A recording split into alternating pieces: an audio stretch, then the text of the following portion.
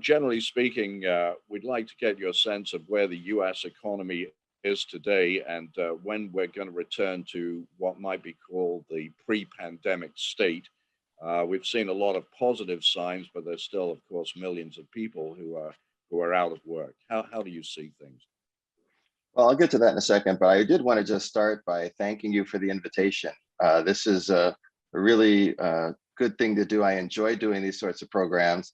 My only regret is that I'm not in Miami on campus. I actually haven't been down there for a couple of years now, so it's overdue. So hopefully once we're in that post-pandemic phase, I can come down and visit and we can do this in person. So I'm looking forward to that. In terms of how the economy is working and where are we today, it's really a mixed story. So by one measure, we've come a long way. As I guess everyone here knows, right at the outset of the pandemic, the economy basically had a pandemic or public health driven recession. The response to the virus required us to shut down the economy. We lost millions of jobs and output declined. Relative to that, we've made tremendous progress. So the unemployment rate is in the sixes, whereas it was in the mid-teens before.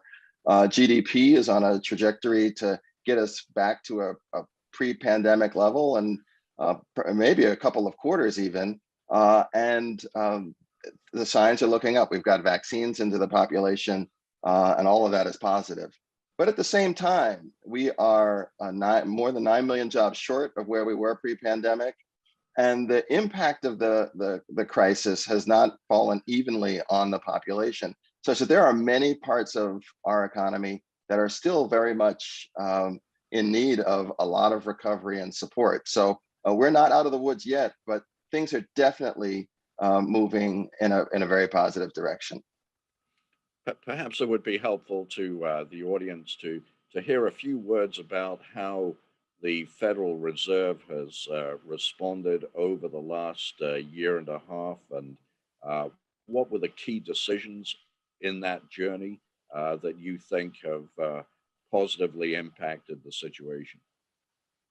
Well, I have to give a lot of credit to Chair Powell, the chair of the board. He saw this coming and really called us to emergency meetings. We met on a Sunday afternoon to decide that we needed to do something quickly. So we very quickly reduced our interest rates to effectively zero. And we stood up a number of facilities to try to make sure that financial markets continued to work. These are markets to fund bonds and corporate debt and a number of other things so that there weren't questions about whether transactions could occur. There was a lot of uncertainty, and we wanted to remove all of that uncertainty about what was going to be possible as we move through the pandemic. And I think that the bold and decisive actions that we took were really quite helpful in sending a signal that the central bank was going to really try to help this economy and make sure that we didn't lose that many businesses. We tried to prevent the number of businesses that were lost and the number of families that were really harmed in enduring and lasting ways through our actions. I'm pleased to say that those were successful. And I would also say that we also saw a really significant impact on the fiscal side. The Congress acted incredibly quickly with targeted funds. The first round was fully blanketed. They wanted to make sure that families got support, that small businesses got support, and others. And the subsequent rounds have really helped us create a bridge that has spanned the entire experience of the pandemic and really tried to preserve the health of as many businesses and families so that when we get to the other side, the economy is as whole as it could be so that recovery starts to look extremely powerful and strong.